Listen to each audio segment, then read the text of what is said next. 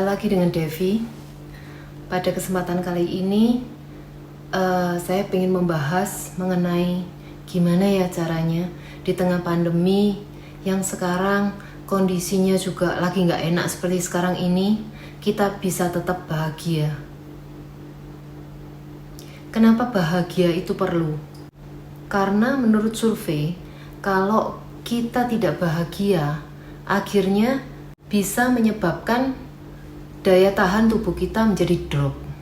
Kalau daya tahan drop, lebih gampang virus itu kemudian bereaksi terhadap tubuh kita. Lalu gimana caranya kita ini disuruh bahagia ya? Sudah rutinitas kita ini porak-poranda, kerjaan kita juga semakin slow down. Bahkan ada yang sebagai pegawai harus dirumahkan, ada yang kerjanya satu hari masuk, satu hari tidak. Banyak hal yang membuat kita itu akhirnya menjadi stres. Stres itu kebalikan dari bahagia. Bahagia itu adalah sesuatu yang sangat sulit untuk masa sekarang ini. Lalu, bagaimana caranya agar kita bisa bahagia? Nomor 1, berkaitan dengan diri kita sendiri. Bagaimana sejak pagi kita bangun, itu kita bisa feel happy. Hindari misalnya melihat tayangan di televisi yang membuat kita mellow pagi-pagi. Itu sudah membuat mood kita tidak bagus hari ini. Dan persiapkan segala sesuatu untuk kegiatan pagi kita itu dari kemarin malam. Misalnya menyiapkan mungkin seragam sekolah anak-anak, menyiapkan kebutuhan anak-anak dari kemarin. Jangan pagi-pagi sudah bingung kiri kanan, apalagi kalau anak bukan 1, 3, semua lagi mau zoom semua dan trouble semua. Habis energi kita pagi-pagi dan mood kita ngedrop. Jadi kita punya perencanaan dan prepare untuk apa yang mau kita lakukan besok. Usahakan bisa berolahraga minim seminggu sekali atau 2 kali. Jangan berlebihan juga olahraganya, takutnya terlalu capek, akhirnya stamina juga ngedrop juga kalau berlebihan. Memang untuk menyeimbangkan ini nggak mudah, karena memang kondisi yang memaksa kita untuk lebih berpikir 2 kali ketika kita mau melakukan sesuatu. Beda kalau waktu belum ada pandemi ini, kita mau capek-capekan untuk olahraga, nggak apa-apa. Tapi kita sekarang harus memperhatikan bahwa stamina tubuh ini sangat dibutuhkan untuk menjaga agar virus itu tidak gampang untuk berkembang di tubuh kita. Selanjutnya, yang perlu dijaga juga itu mindset. Selalu positif terhadap segala hal. Kadang kita dalam kondisi sekarang ini, ketika menemui masalah dikit aja yang gak enak, itu sudah berlebihan perasaan negatif kita. Ya, kenapa ini terjadi pada diri kita? Aduh, coba, enggak seperti ini. Kenapa kita bisa hidup di zaman ini? Aduh, lebih konyol lagi. Gak perlu terlalu mellow lah untuk menghadapi masalah ini. Ya, kita bersyukur. Kita sudah mendapatkan tahun-tahun yang indah sebelum ini terjadi. Tetap mempunyai goal, tetap mempunyai tujuan. Tetap kita tahu bahwa kita juga sedang proses untuk menuju ke tujuan kita tersebut. Kedua, kebutuhan kita sebagai makhluk sosial ini yang tidak bisa terkendali. Jangan terlalu menyendiri sampai tidak ada kontak dengan siapapun. Memang kondisi sekarang membuat kita tidak bisa bertemu dengan teman-teman kita seperti dulu lagi. Tapi kita masih bisa kok chattingan dengan teman tiap hari, bergurau dengan teman tiap hari, atau bisa bertatap muka dengan mereka lewat video conference atau video call. Untung pandemi ini terjadi ketika internet ini sudah lancar, wifi itu sudah kebutuhan pokok setiap orang, dimanapun juga. Bayangin kalau nggak ada internet, nggak ada wifi, kita sebagai makhluk sosial mengalami hal seperti ini di tengah pandemi seperti ini. Kita sama sekali tidak bisa bertemu siapapun dan tidak bisa untuk curhat atau guyonan dengan siapapun. Setidaknya kita bersyukur pandemi ini terjadi ketika sudah 5G. Kelihatannya sepele, tapi setiap orang itu butuh untuk buang sampah dari dirinya sendiri. Sampah di tubuh kita, yaitu keluhan-keluhan, perasaan kurang enak yang kita simpan dalam diri kita, itu akan menumpuk semakin lama semakin banyak.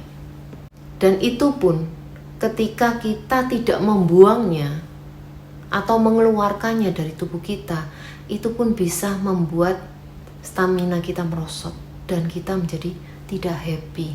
Kita menjadi orang yang mellow terus.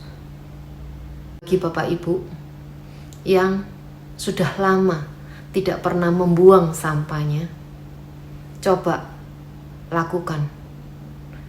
Telepon teman, curhat, atau lewat chatting atau video call, terbuka aja, cerita aja apa yang kita rasakan sekarang. Percaya, setelah kita ngobrol sama teman, mengeluarkan unek-unek kita pasti merasa plong.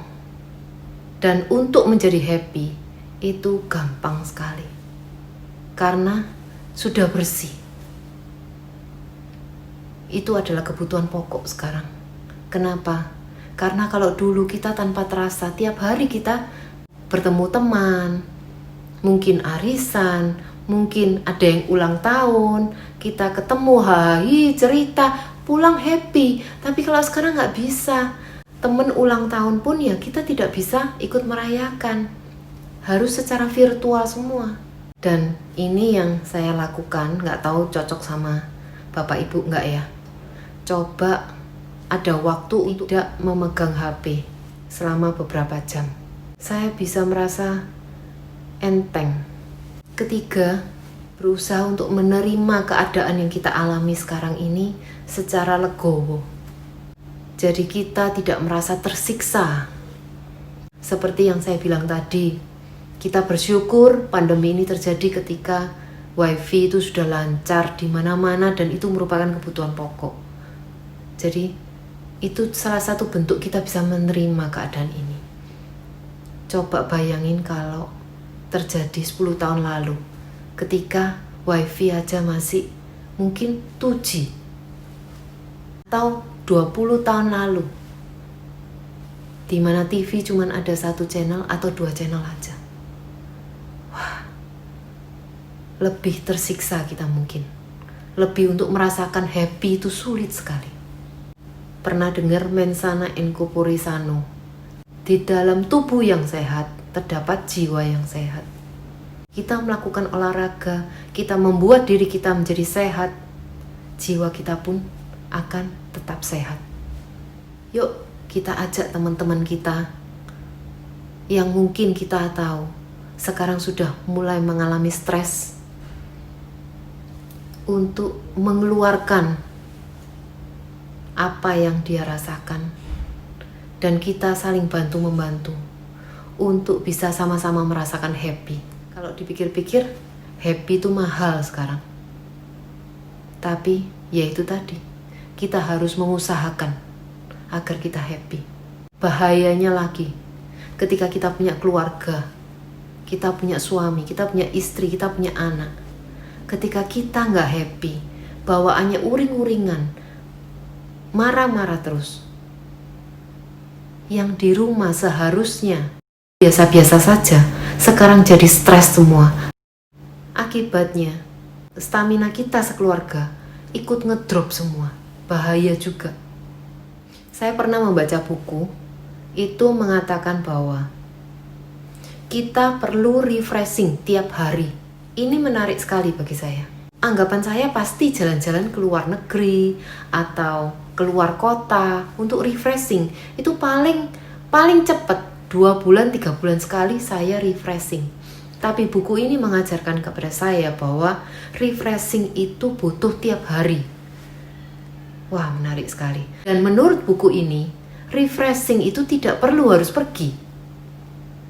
Misalnya, kita hanya sekedar membuat es kopi, latte, kemudian kita minum sendiri sambil mendengarkan musik yang kita sukai.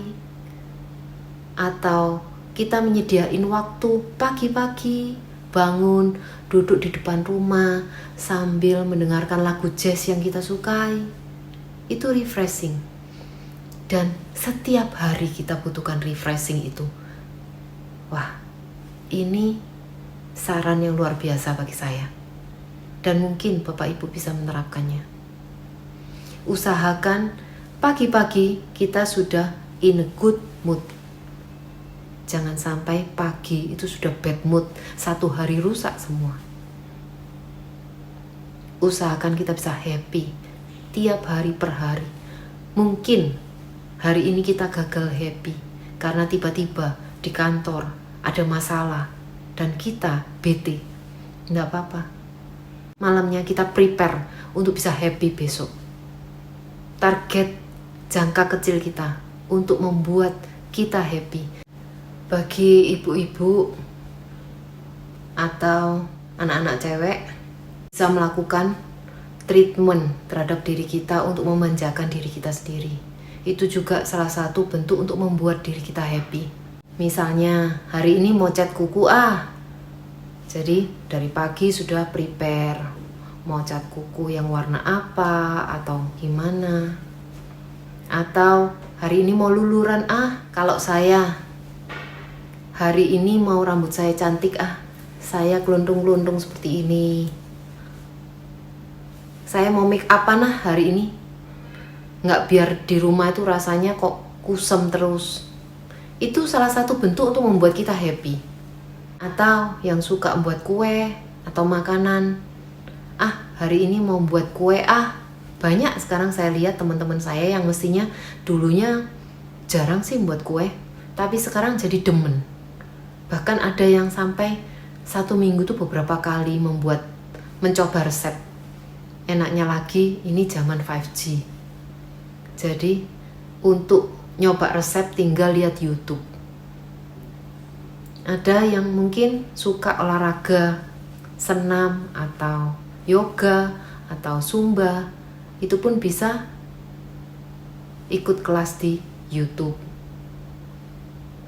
Do something to make yourself happy. Selamat mencoba. Salam stay at home.